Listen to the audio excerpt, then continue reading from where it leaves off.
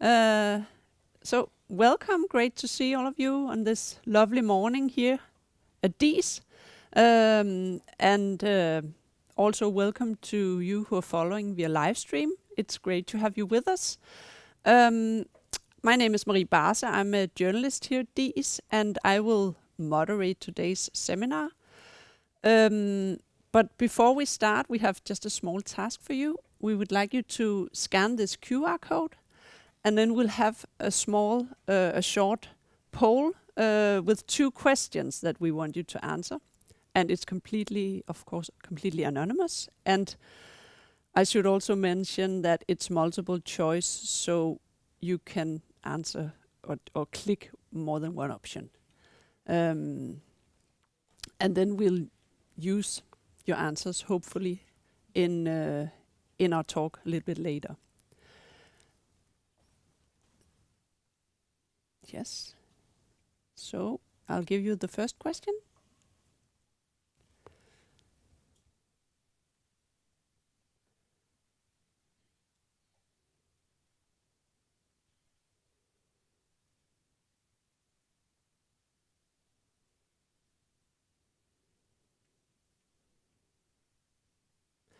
And if you didn't bring a phone, you can just think about it.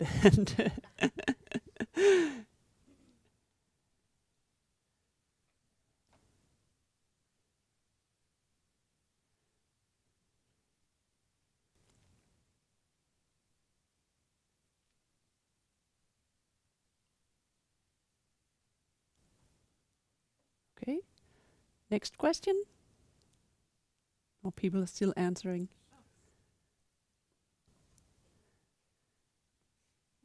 Now I'll give you the next one.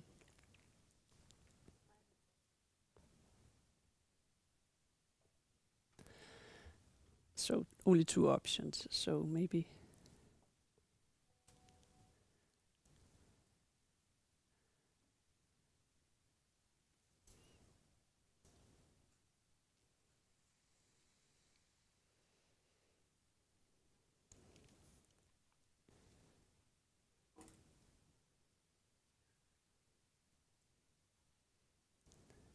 That's not funny.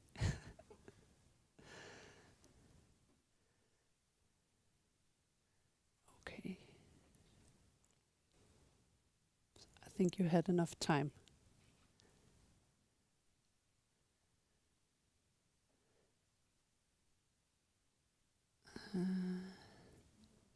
How do I? Yeah. Yes. Good. So. Okay.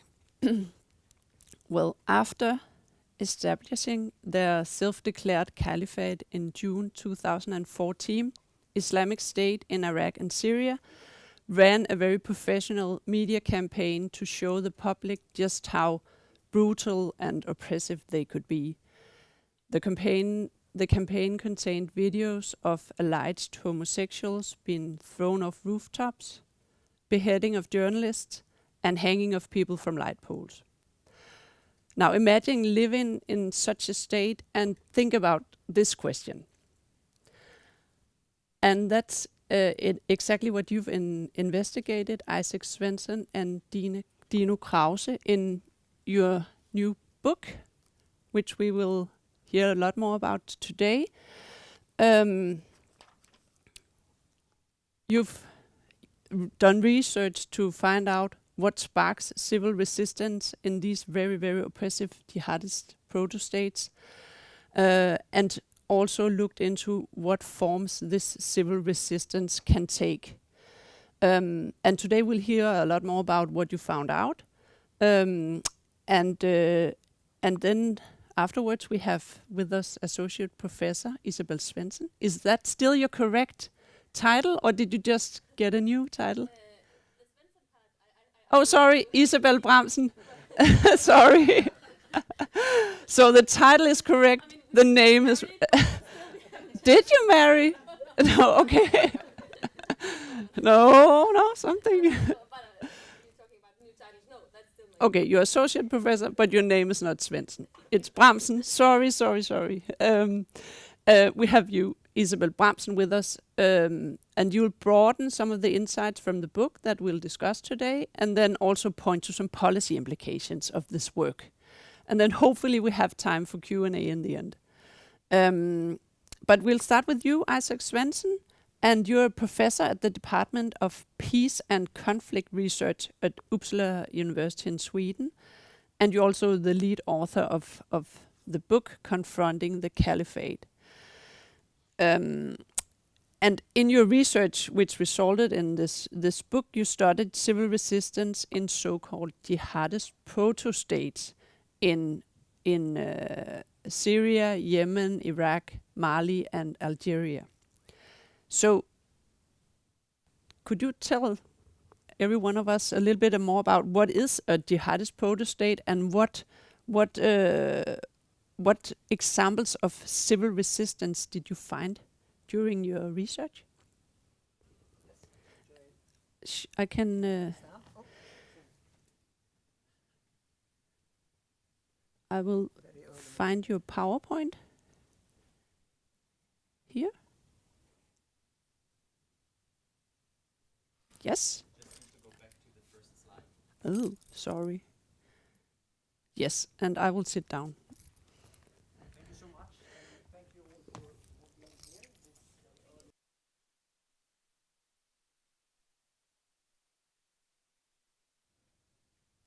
So, okay, it's a bit too early morning, maybe.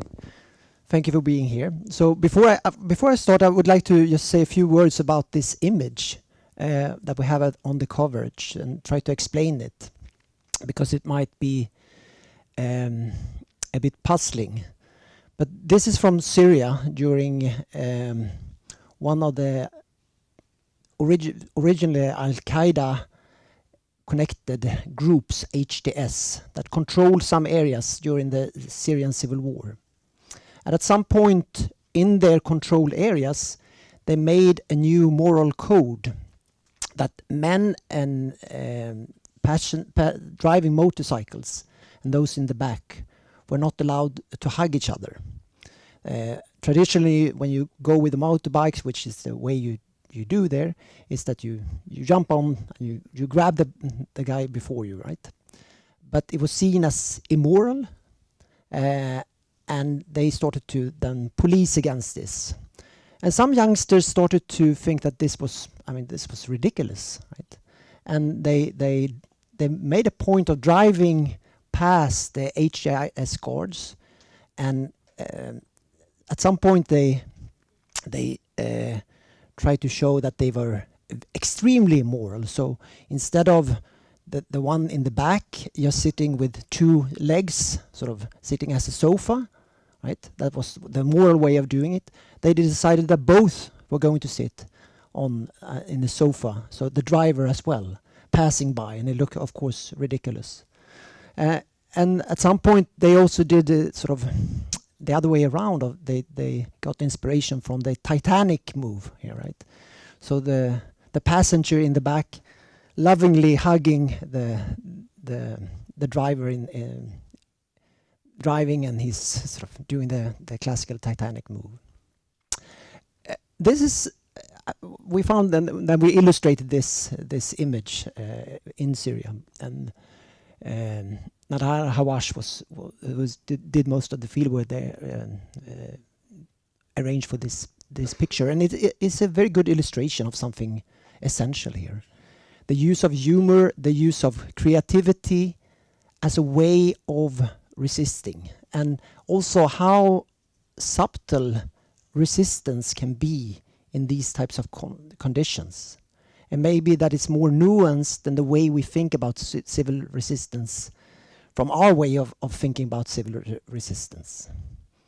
So that's what we try to communicate in this book. I'll just say a few words about the overall framing, and then Dino will continue and talk more about why we see civil resistance. Basically, our book is about trying to show that civil resistance against jihadists exists, and trying to explain who engage in resistance, when does it occur, how, what type of form does it take, and under what conditions can it be successful. And that's what we engage with, those questions that we engage with in the book.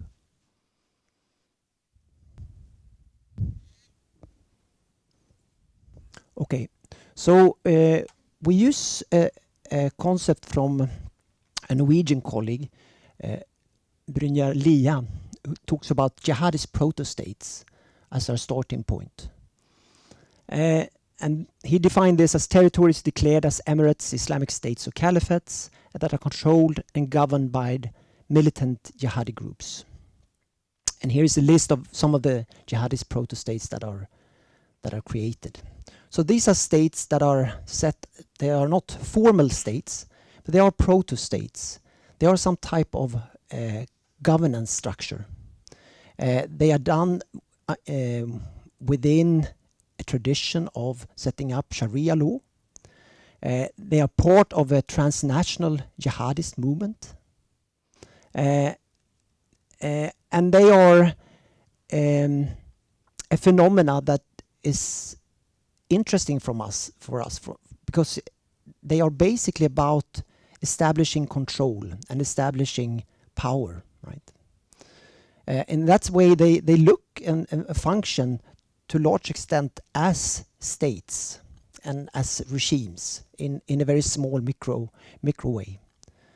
And we know from other research that civil resistance is applicable in context of power structures and to challenge power structures. So we try to take the literature on jihadist proto-states and connect that to the literature on civil resistance and combine those two main insights. And the main insight from civil resistance is that power relies on consent. It relies on that, ultimately it relies on that people are willing to implement decisions. And therefore it can also be challenged in terms of challenging the fundamental powers, pillars of support. This is from Gene Sharp. Many of you may recognize his name. Gene Sharp, one of the leading scholars in the study of civil resistance. He talks about power as something that is like a Greek temple in the construction, right? Something that is upheld by different pillars of support.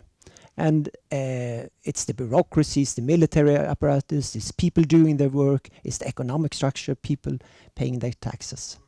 And the key point with this illustration is that it's at some point also possible for people to decide to disobey, to withdraw their support. Right? And once the support is withdrawn, then the whole structure will sort of collapse. In this way, civil resistance work sort of indirectly, it works to undermine the power structures.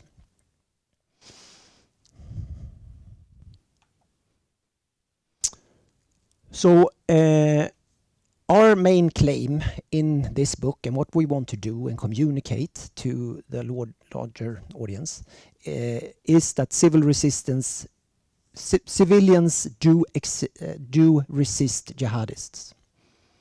That there is civil resistance against in the context of jihadist proto-states. And we have gone to quite some length to try to document this, to try to substantiate it. We build on a newly collected data set using social media sources on over 600 village protests during the Syrian civil war. So these are civilian community protests carried out during one of the most intensive civil wars against jihadist groups. Right? We have done an original survey in Mosul after IS ended its occupation, and we asked people about what type of activities they did, if any, of resisting ISIS. And we find that over 75% of respondents, for instance, reported to have engaged in some form of non-cooperation, withdrawing their cooperation, and over 80% in some type of everyday resistance. We documented also what happened in Mali, which Dina will come into and talk more about. And just to give you some examples here on the this is from the Mosul study, and here is sort of the three categorizations of types of resistance, and you see that public action, doing graffiti, going out demonstrating, protesting online, all these things did occur, but it was relatively rare. And here we are just categorized where they did anything of this during the years of occupation, right? Non-cooperation, withdrawing your kids from school, refusing to go to university, withholding your taxes, some of your taxes. These types of activities quite much more common, and of course the most common was what we call everyday resistance, small subtle forms of resistance, such as what I started with, or show as a woman showing your hair, or as a man shaving your beard. Things that are not in line with the codes and the expectations of ISIS at that time, right? Dino, do you want to carry on? I think. Oh, okay. Yeah. I'll butt in. Because I think now is a good time to have a look at the result of the first poll. Mm. The first question. Maybe you already guessed what the answers were from Isaac's presentation, but will they get grades if they are correct? Yeah. Okay, we should show results of question 1. I have my helper.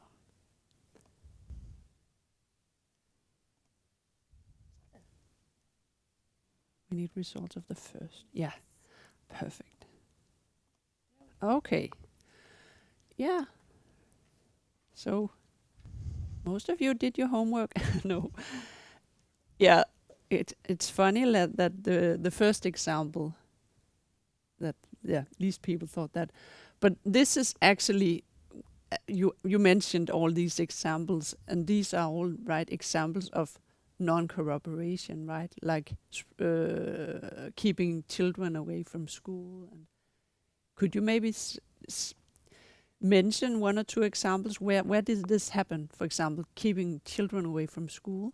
I mean, the key point to take from this is, of course, that it depends on the context, right?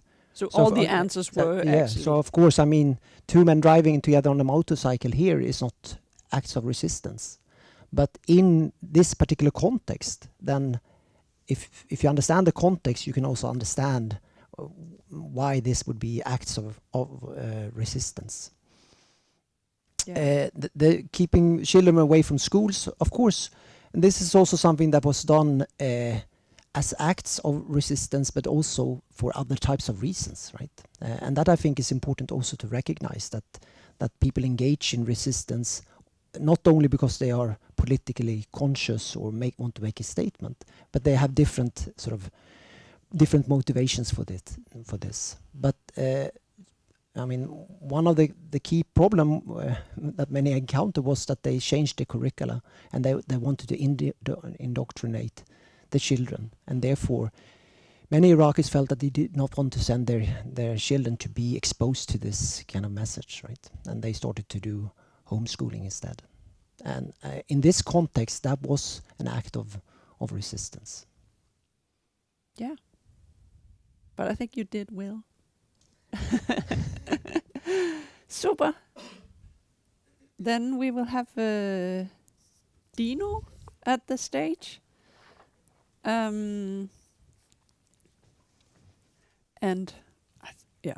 my helper.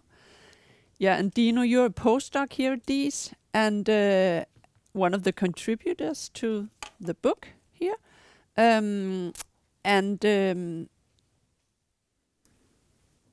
me just see where I am. Yeah, and your contributions to the book was actually based on your PhD, which you almost just finished. So you'll say a little bit more about the findings in your book about under what conditions civil resistance occur, and what determines if it's successful. And then afterwards see the result of poll number 2. Yeah, take it away. Thanks, Marie, for the introduction. Can you hear me well? Yes, good. All right, after you now already have a good impression of what civil resistance can look like, a few words about when does it occur and what do we find in our book. On this page, you see 2 photos from 2 different points in time at 2 different places. On the left-hand side, you see a photo from Mali from 2012, and you can see the entrance to a so-called Sharia square. This was in Gao, and at the time in 2012, Gao and wide parts of northern Mali were governed by an Al-Qaeda-affiliated jihadist coalition. And this photo, we chose it to symbolize or illustrate the fact that this was a very repressive kind of proto-state, even for jihadist standards, if we compare it with other proto-states. At this Sharia square, for example, alleged thieves would have their hands amputated, women would get stoned, and these so-called hudud penalties were carried out in public to sort of force the population into obeying to the rules that were established by the Al-Qaeda-affiliated jihadists. On the right-hand side, you see a photo from 4 years later, 2016, again from a territory that was governed by an Al-Qaeda-affiliated group, so same set of ideology, basically. But in that time, they chose a quite different approach to governance. This was in the port town of Al-Mukalla, and in the photo you see that well, there's an Al-Qaeda flag in the background, but if you just focus on the stage, you see motorcycles. This was part of a lottery that they were organizing, so civilians could come there, they could draw a number, and then they could win prizes. They were also handing out sweets to children, clearly in an attempt to basically win the hearts and minds of the local population. And they even did more than that. They also really refrained from carrying out these draconian hudud penalties that they were doing in Mali 4 years earlier. They also appointed locals in Yemen as part of their religious police, rather than what they had done in Mali 4 years before, using foreigners, for example, to police the local population. This also was a quite different approach, and they engaged much more in establishing civil services to the population, like medical services, distributing food, engaging in infrastructure projects, and so on. So basically 2 very different approaches to governance. And now we were, of course, interested, how did that influence the occurrence of civil resistance in these different contexts? And what we then found was that in Mali, where there was this very repressive way of governing, we saw high occurrence, high level of civil resistance happening in various forms, and also large-scale public protests with hundreds of people participating, facilitated by strong civil society structures in Mali that had been in place before the jihadists were able to seize control of the territory. Very strong role that was played by women in that regard as well. And women, civil society organizations, youth networks. And basically what we observed in the Malian context was that these protests, these large-scale protests, were very much centered against the very intrusive character of the governance that the Al-Qaeda-affiliated jihadists were carrying out. So people felt offended by the way that their everyday lives were affected, that they were told how often to pray, what to wear, how to look, and so on. In one incident, for example, you see the Sharia square here. What happened was that the jihadists were about to amputate the hand of an, I believe, 17-year-old thief at the time. And so dozens of civilians arrived at the scene and sort of formed like a belt between him and the jihadists and actually prevented that penalty from being carried out. And the jihadists backed off and actually let him go because they felt like the resistance was too strong and they didn't want to just go against the population in that moment. Now, comparing that situation with Yemen, we had a much harder time finding evidence for large-scale protests in Yemen in 2016. There were some reports of demonstrations happening. It was not completely absent, but overall to a much smaller extent. And we explain this in the book through the more careful approach that Al-Qaeda was taking in Yemen. And interestingly, there's also evidence of letters being sent back and forth within the Al-Qaeda leadership from people who were involved in the 2012 context in Mali, who then told the Al-Qaeda leadership, we need to change our approach to governance. This is not working if we're too repressive. This was actually the Al-Qaeda leader in Mali and Algeria at the time. And then in Yemen, they chose a different approach. So they also basically learned from that experience. And this is a finding that we also observe in other contexts in the book, from the interviews with activists in Syria, for example, who told us the same story. They were really offended when jihadists went into their everyday lives, when they thought that the jihadists were out of touch with local traditions, when they didn't understand the tribal networks, and that's what pushed people to resist. So this is a quite consistent finding that we arrive at in our book. Now, the next question is then, why is it sometimes, under some circumstances, successful? Maybe, first of all, just a few words on how we studied this briefly. Basically, our main source for studying the success of civil resistance here was the data set that Isak already mentioned. We had these over 600 cases of protests in Syria during the Syrian civil war that were based on Arabic language news media. And then we basically coded them. We looked at whether the demands that the protesters had formulated at a certain protest were then met within a reasonably short time frame, so that we could assume, okay, this fact that the jihadists did what was demanded from them had something to do with the protest.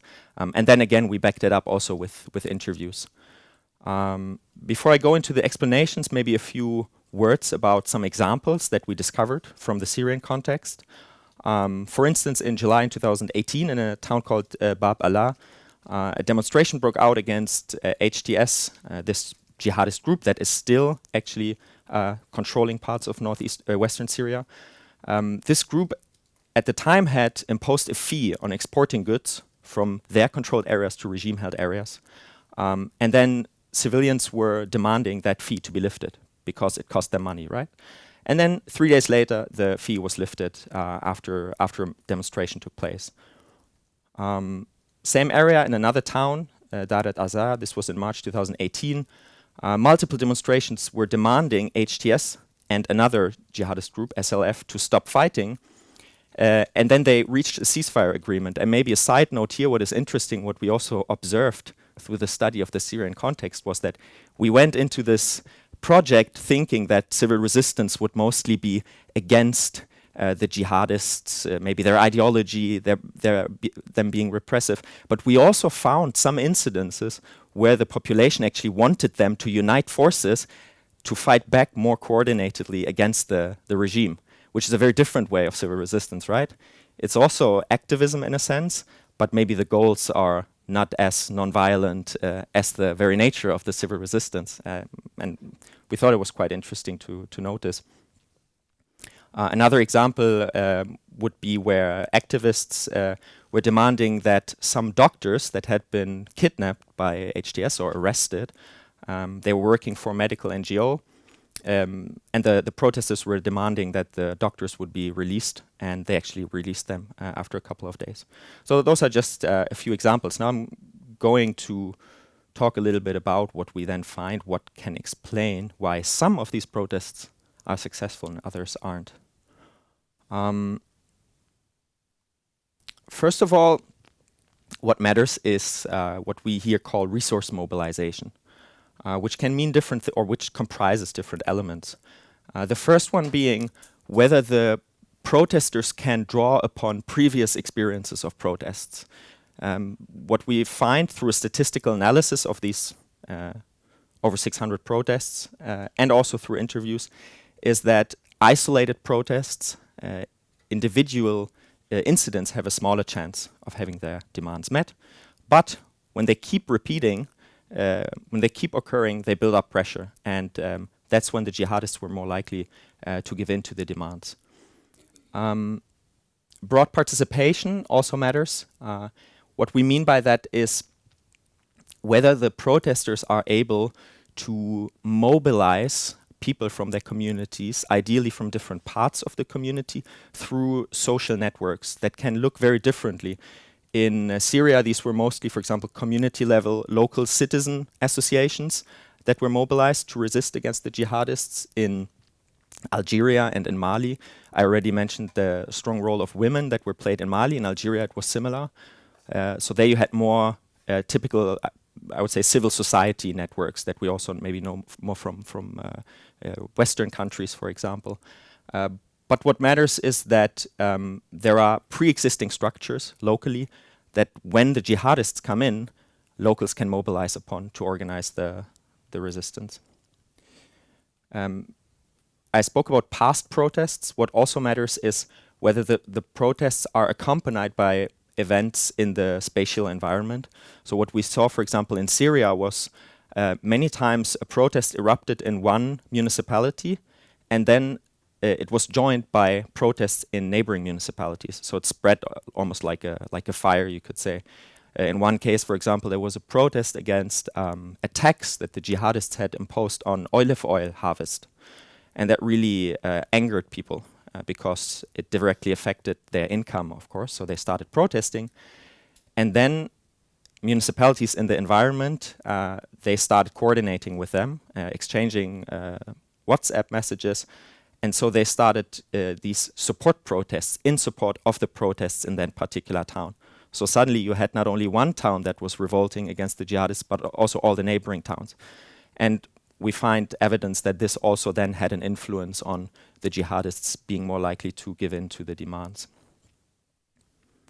We also find evidence for what we call political jiu-jitsu, which may sound interesting and confusing, but what it basically means is that repression from the jihadists, it can backfire. So this means that actually what we find is when the jihadists repress the protesters, this tends to make them, on the longer run, more likely to give in to the demands because they have only a limited capacity to do that. They cannot repress the populations endlessly, but if they do it, there's a higher chance that when the protests keep reappearing, they will give in to them. And we also have evidence for this through our interviews, where one of the activists said that actually when they were repressed, when HTS started driving into the crowd and beating people up, that's what mobilized more people to join the protests. That really sparked the whole thing, actually. And then lastly, moderate goals, meaning the more specific the demands, somewhat unsurprisingly, I guess, the higher the likelihood that they will be met. So if they demand that one prisoner is released, of course it costs the jihadists less than if they are being demanded to abandon an entire city. But last point, we also find several incidences where they were actually able to essentially kick out the jihadists from entire towns. But this was something that took much longer. This would be campaigns that took several months sometimes. Yes, I'll leave it at that. Thank you.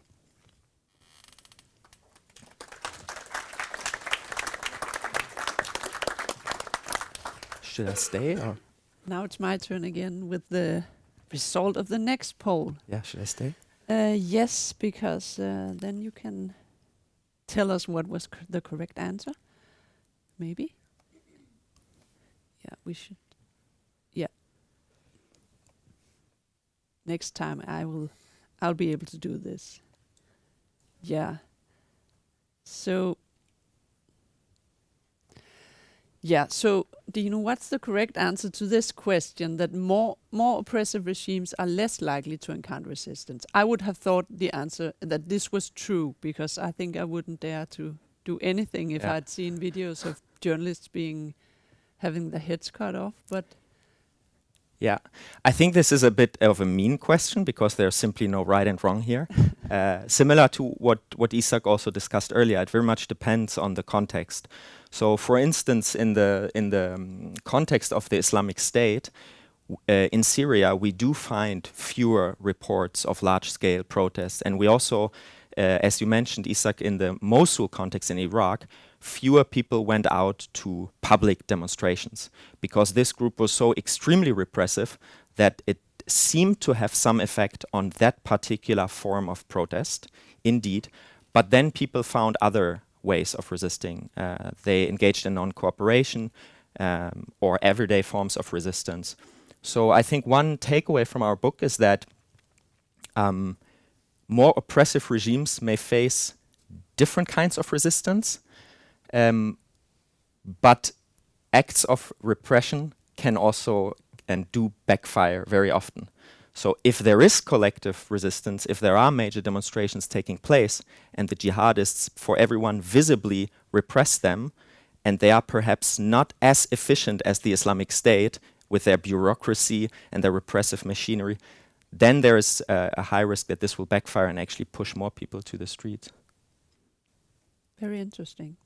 And also, as you talk about, once it's something that influences people's private lives, like you have to have a long beard, then it can also spark this sort of non-compliance, sort of civil resistance. Yeah, thank you so much, Dino. And so now it's your turn, Isabel Bramsen. You're I got your name correct. Yeah. And you're Associate Professor and Director of Peace and Conflict Studies at the Department of Political Science at Lund University in Sweden. And you've authored several books about on how civil resistance develops over time. So you'll broaden some of the insights that we just heard about, and then hopefully you can say something about as well as something about the policy implications. What can we learn in the international community or whatever, and use this knowledge for? Yes, thank you so much, Marie, and thank you so much, well, to the authors for this wonderful book and for inviting me, and for all of you of being here this early Friday morning. Of course, we know a lot. We see a lot of protests in the media. The 2019 were like called the year of protests. Of course, we had the pandemic, but still during the pandemic, many protests continues. For example, in Colombia. But in 2019, we had Hong Kong and Sudan and Colombia, Lebanon, Algeria, Venezuela, Belarus, many different contexts, and still today we see many contexts, and that's what we think about. Maybe we as an commonsensical when you think about civil resistance, it's like people going to the street with banners, no? And I think this book very much highlights the variety of civil resistance and sort of the subtle, more everyday resistance and the potential importance of that. And also, of course, the very much, highlighting that even the face of evil that ISIS has been called, can be challenged with civil resistance, which is very interesting. And you have very fine-grained analysis of civil resistance using mixed methods, and this, finding that civil resistance is not just protest. It can be many other things, and in my own research, when I've interviewed several practitioners also on takeaways for protesters, it has been think larger. Don't just think protest, because in many cases it's simply too dangerous, and you risk jeopardizing your movement. Sometimes just staying at home is a protest in itself. There is something called stay-at-home demonstrations, so you have empty streets. It's a thing. So you can definitely have different forms of, again, quoting here Jean Sharp saying that the power of rulers derives from the consent of the subjects. Nonviolent action is a process of withdrawing this consent. And I think it's very interesting that you not only point towards everyday resistance, but actually try to measure it. Going back to this Greek temple, this is, I guess, the most famous model of you had a different version of it, but we can discuss this maybe.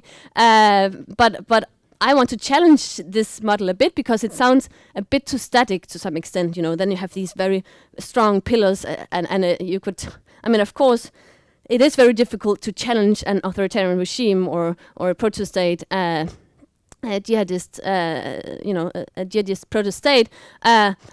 But at least I like to think of it rather than as this Greek temple with these very solid pillars that you need to break down a whole pillar of the military or the schools or government or business in order to change something. I like to think of repressive regimes rather in terms of musical ensembles to much more be like much more fragile in the sense that everyone needs to, come to the beat. Everyone needs to fit in for this whole musical ensemble to work. And if someone starts to play differently over here, it sort of changes the whole thing. And it needs to be very, a bit like military marching or something like that. It needs to be very much like coordinated and so on. And civil resistance can sort of disrupt this in ways. And also, I think it's important to not just think about success, because much civil resistance literature is very focused on success. Does it change, create regime change, topple the regime or not? And even many studies say, well, that's the reason for protesters to use civil resistance versus violence, because they calculate which is most efficient and so on. And obviously they do to some extent, but civil resistance isn't always acted because of a belief that it will succeed. So my own research, for example, from Bahrain, and I guess this would be the, also talking to, for example, protesters and activists in Palestine, for example, and in these cases I would assume it's the same. We resist for the sake of resistance itself. It's not because we have some larger strategy that we know it will someday, I mean, we hope, of course, that it will, let's say, lift Israel's occupation of Palestine or get out, get the ISIS out or whatever. But the main thing is that we don't want to put up with this. That's the main. We resist for the sake of resistance itself. And civil resistance can disrupt domination in many ways without necessarily, succeeding in the sense of checking the box, we made it kind of thing. So this is from Bahrain. This is Zainab al-Kawadja being arrested, and as opposed to this other protester being arrested, you can see she's very much, saddened, of course, by the arrest and being taken to prison. They're both being taken to prison, but this is Zainab al-Kawadja saying, freedom on the way to the prison, and she's still taken to prison. So sort of the success is the same, but this is her sister analyzing not only this situation but other situations, saying that if you use nonviolent resistance, it puts you not only in the moral higher ground, it also grants you this control of the situation. So you can resist, again, for the sake of resistance itself and to sort of control its resistance. And going back to Nelson Mandela, I thought, it's appropriate to have him here as well. Today, he has, in his autobiography, a very interesting situation that he describes. He's also taken to prison on an island. And on the way there, they walk all the prisoners in a line, and then he's in the front with his friend, and then the guards say, has, when he's like, go, faster, but he decides to go very slowly, even though they really try to push him and the other prisoners to move faster. So even this small, slight, form of resistance can be critical to control the situation, to take back control. And if, this saying that if you think you're too small to make a difference, then you should go to bed in a room where there's a mosquito in the room. And you could think a bit, to some extent, with many of these acts in the same way. And you can, if you think about the Masha Amini from Iran, who last fall was just slightly having her wail in a different way, that sparked a whole big protest movement in Iran. So these small acts of resistance, the same with the Syrian revolution, it was started by some youngsters who just wrote the people want to topple the regimes as graffiti on the wall of their school. So these small acts of resistance, slightly, having your niqab in different ways, that can, in principle, spark a very large, mobilization. But even if it doesn't, there's still something to do with, resistance for the sake of resistance itself.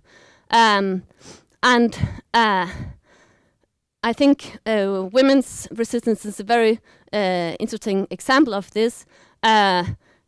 Maybe you can see that, say that women's resistance throughout the years is the biggest civil resistance campaign that we've had, and one of the most successful, in many countries at least. Prolonged small steps of, no, I don't want to put up with this. I want to be able to go to university. I want to be able to vote. All these kinds of small things, resisting, and then gaining more power. And of course, in the proto-states, jihadist proto-states that you are analyzing, women are particularly prone to repression and very intimate forms of, controlling everyday lives and even thoughts patterns and clothes and everything. So here, sort of the potential forms of resistance are like expanded even more, because it's so intimidating and so many things you would have to live up to. Then you can almost resist without knowing it, because you make a mistake in terms of the rules. And I think one of the things that you emphasize in the book is that women represents a larger part of society, which would create a broader base for resistance. But I think an important point also is that women can have, in some contexts at least, can have a more disarming effect in civil resistance. And I think this might have been what we've seen, at least initially in Iran, that it's just very different to have a woman cutting off their hair as opposed to but this would go along with young men with banners, but still, I think there's something different and interesting about this potential disarming effect. And from my research, for example, on diplomacy, there is quite significant findings that women can have this disarming effect in some contexts vis-a-vis male diplomats. I think there's something interesting to be studied here. And when it comes to policy implication of your very important book, I think, also you write that, of course, in the book, in the last chapter, that it's critical to invest in civil society, continuously, not just when we see, ISIS emerging, but before, that it's very important to have continuous support of civil society, and also it's critical to support coherence in nonviolent resistance groups, and like between the groups, to have, because you mentioned this, the importance of simultaneous events, and the broader collaboration between different small acts of resistance, the better. So if you can in any way support their sort of network and their links between them, that can be critical. And here's a quote from an interview that I did with a Syrian activist, saying that they lacked communication skills initially during the protest in 2011 to sort of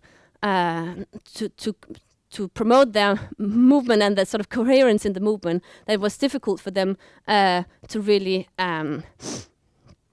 ensure this coherence and collaboration across different groups. So this is critical too.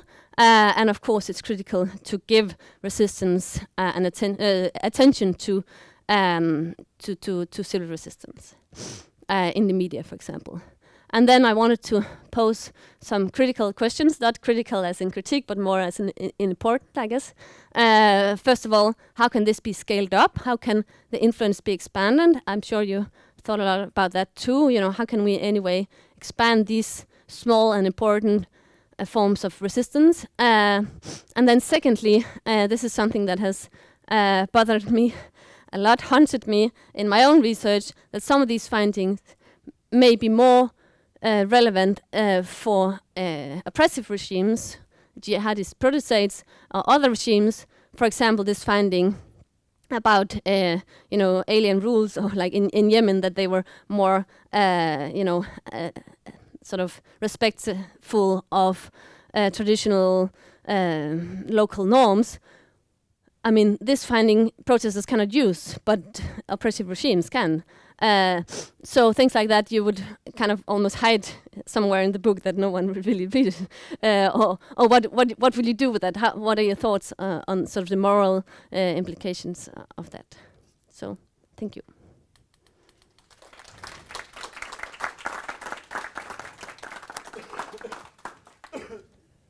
So I think that was 2 questions for the 2 of you. But maybe, because we only have like 6 minutes left, so maybe we should also take 1 or 2 questions from the audience, and then you can answer if there are any questions. And we have to use the mic so that the people following on live stream can also hear. Good morning. Thank you very much for your presentation. Excuse me. My name is Ian Wilkinson. I work here in Copenhagen at Risk Intelligence. And my question is to the panel in toto, really. And it's, were you able to get a perspective from members of these jihadi organisations, the authoritarians in charge during the protests? And my point being that the human trafficking routes and the narcotics routes still exist in those areas. So the jihadi regimes, or the jihadi authorities, what were they willing to allow in the form of protest? Because there would have been a threshold that and you mentioned it, the specific demands were easier to be met.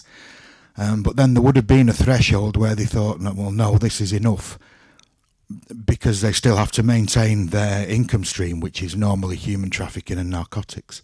And I wonder if in the book at all, or in your research, you were able to get a perspective from somebody inside that kind of organisation. Thank you. Thank you. Are there other questions? Hi, thank you very much for so many insights. I'm a PhD fellow doing my research on Iran, and I also represent Ukraine, as far as I'm Ukrainian. I have a question to the everyday resistance as a phenomenon.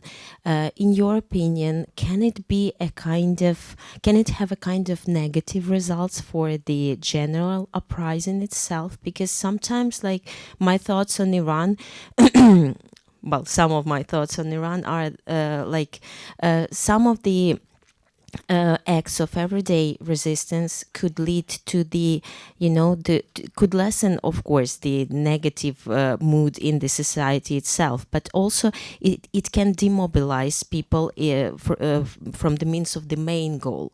So, like, centralizing, like focusing on some minor things can get them a bit, far from the main goals of the uprisings. Thank you very much. And then just the last one, and then you'll very quickly answer everything. Thanks so much for this. It's really great to see this work come together. I had just a question around the interaction with international development cooperation and civil society support. And did you see that come out in some of these pre-existing structures you talked about? That I think for me, it's interesting around how it links to more of this locally led development kind of movement. And if you see kind of when the internationals leave, what stays, and is some of that touched by international civil society support? And then also a question in terms of kind of broadening the looking forward implications for this research, more to your points, Isabel, around what do you see in terms of implications for how we support civil society into the future, seeing that a lot of this is locally driven acts? Thank you. Should we start with one of Isabel's questions? I thought the one about the moral implications, because your results maybe also can show jihadist proto-states what to do to not get that much resistance. What are your thoughts on that? I think this question is a general challenge when you do research about jihadism and jihadist conflicts or jihadist rebel governance, is that always when you identify conditions that make it more difficult for these groups, you also normally identify conditions that work in their favor. So I think there's always this risk to it, and one should actually not underestimate it, because jihadist groups, both Al-Qaeda and Islamic State, have many times, for example, in their propaganda, in their magazines, they have quoted and criticized research. They have engaged with research from Western research institutions in the US, for example. So they are attentive to this, or they were in the past. But I guess there is not an easy solution for this either. I mean, the alternative would be that that this research would not be produced. I don't see an easy way out of it, really. I don't know, Isak, what do you think about it? But I think the rest of this risk or this challenge will always be there. I mean, is it on? Hello? Yeah. I think, I mean, what we show in the book is that one of the main strengths of the jihadist movements, and one of the things that they have been drawing a lot on their sort of transnational kind of feature, is also their weakness, and that this is what is spiraling sort of resistance. And I think it's, I mean, the Yemen case shows that they to some extent can adapt to this, and they may, but they will also lose some of their potential if they do, right? So it will be a dilemma for them, because this is the way they can mobilize and draw upon. And that also relates to the question about sort of local support. So I mean, this is a really important question in terms of how can we support local actors, and that's one of the key findings and implications of this.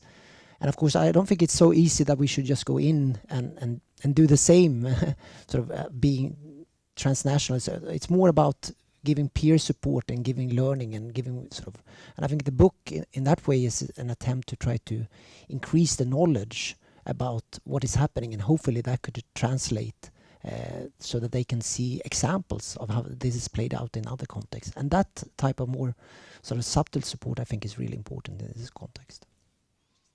Yeah.